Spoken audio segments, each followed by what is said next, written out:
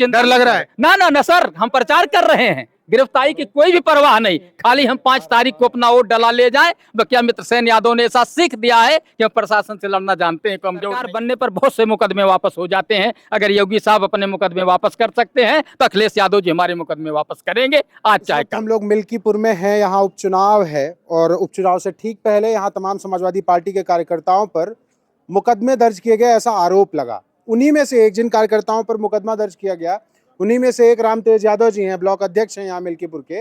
ये हमारे साथ हैं।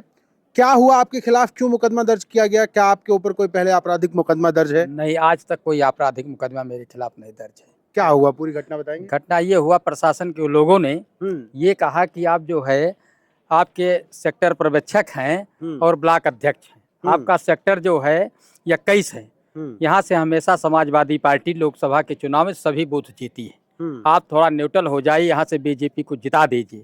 हमने कहा कि ये स्वर्गीय बाबू मित्रसेन यादव की कर्म भूमि और जन्मभूमि है, ये समाजवादियों की भूमि रही है, हम झुकने वाले लोग नहीं हैं। हम यहीं से शपथ लेके निकलते हैं, शहीद अशफाकुल्लाह का फोटो देखते हैं और उससे नज़र लेते हैं कि देश के लिए कितनी भी कुर्बानी देना पड़ेगा, मुकदमा दर्ज हो या फांसी दो, लेकिन यहाँ से समाजवादी पार्टी का नेता अवधेश प्रसाद जीते हैं और उनके बेटे अजीत प्रसाद भी चुनाव जीतेंगे। हम लोग जी जान से लगे। नहीं, किस धारा में मुकदमा दर्ज किया गया, आप नहीं माने? धारा दर्ज हुआ 323, 504, 506 SC/ST एक्ट। SC/ST एक्ट में जी। किसके साथ, किसने आपके खिलाफ मुकदमा कराया है? गाँव जो मुकदमा कराया है उसका बेटा भी मेरे साथ मुलजिम है। वो बगल गांव की महिला थी, उसको बीजेपी वालों ने खोजा, हमारे गांव पंचायत में उनको कोई नहीं मिला। कहा कि आप इनका कोई विरोधी खोज के लाइए। तो उसकी पहले 15 दिन पहले एक पंचायत हुई थी जिसमें माँ बेटे का विवाद था, हमने सुलह करा दिया था। तब बीजेपी वालों ने उसको तलाशा, बीजेपी वालों ने क्या, चौकी इंचार्ज स्वयं गए उसको तलाशने और गए उसके घर बैठे, उससे कहा आप एक तहरीर दे दो, हम इनको ठीक कर देंगे और आपको लाभ मिल जाएगा। वो महिला पढ़ी लिखी थी नहीं, जबकि उसने अपने बेटे का भी नाम दिया। उसने ये दिया कि हमारा बेटा हमको मार रहा था। उधर से प्रधान जी रामतेज यादव निकले, उन्होंने कहा कि चमारिन को मारो, ठीक कर दो, हम देख लेंगे। आपने इतना कहा था? नहीं कहा था। और आपके खिलाफ मुकदमा? हम वहाँ मौके पर थे ही नहीं, कहने का तो कोई मतलब ही नहीं था। अच्छा, और भी 9 लोगों पे मुकदमा? कोई गवाह है?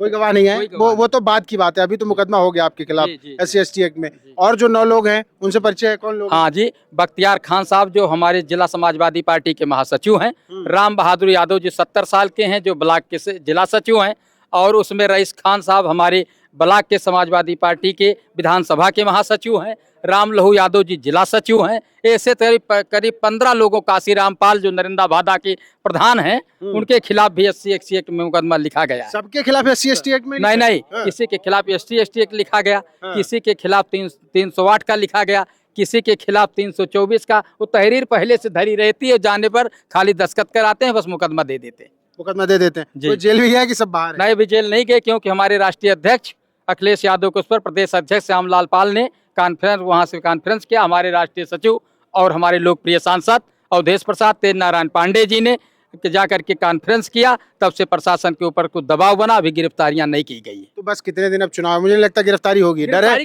डर लग रहा है? ना सर, हम प्रचार कर रहे हैं, गिरफ्तारी की कोई भी परवाह नहीं, खाली हम 5 तारीख को अपना वोट डला ले जाएं। बकिया मित्रसेन यादव ने ऐसा सीख दिया है कि हम प्रशासन से लड़ना जानते हैं, कमजोर नहीं है। कोई योगी जी तो डरा लेते हैं यार, सबको कोई परवाह नहीं है। ना हमने जिसलैंड का कोई घपला किया है, ना हम 7 बार प्रधान रहे, न मेरे ऊपर उसका कोई आरोप है। उनकी दया से चाहे जो DPRO ने पहले कहा कि आपका बस्ता चार्ज होगा, हम कहा बिल्कुल आप जांच करा लीजिए, इसकी परवाह नहीं है, इसकी तरीक भी परवाह नहीं, तो डरने वाले नहीं है।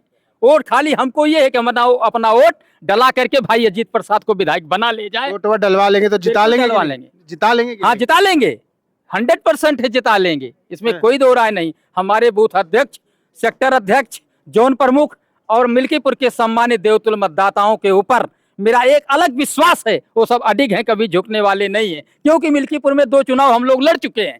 एक चुनाव ऐसा था जिसमें जिला बदर भी हुए थे हमारे नेता स्वर्गीय मित्रसेन यादव जी। हम लोगों को जेल से बूथ पर नहीं जाने दिया जाता था, DM साहब का आदेश था, लेकिन इसके बावजूद ने जनता ने 5000 वोटों से भाई आनंद सेन यादव को विधायक बनाया है। उसी तर्ज पर हमारी बेटियां लगी, हमारी महिलाएं लगी हैं, हमारे बाप दादा लगे हैं।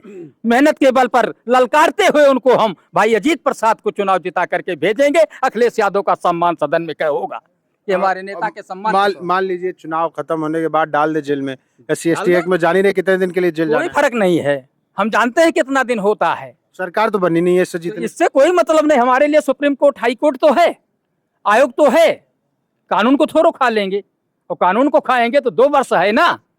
सरकार बनने पर बहुत से मुकदमे वापस हो जाते हैं। अगर योगी साहब अपने मुकदमे वापस कर सकते हैं तो अखिलेश यादव जी हमारे मुकदमे वापस करेंगे, आज चाहे कल।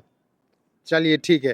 तो ये एक कार्यकर्ता है जिनके साथ तमाम 14-15 लोगों के खिलाफ मुकदमा हुआ है मिल्कीपुर में, और इनकी गलती इतनी है कि ये समाजवादी पार्टी के कार्यकर्ता हैं और प्रशासन के दबाव में झुके नहीं, ना झुकना इन्हें भारी पड़ा, लेकिन कह रहे हैं कि वोट डलवा लेंगे, चुनाव जिता लेंगे, बाद में जेल जाएंगे, देखा जाएगा।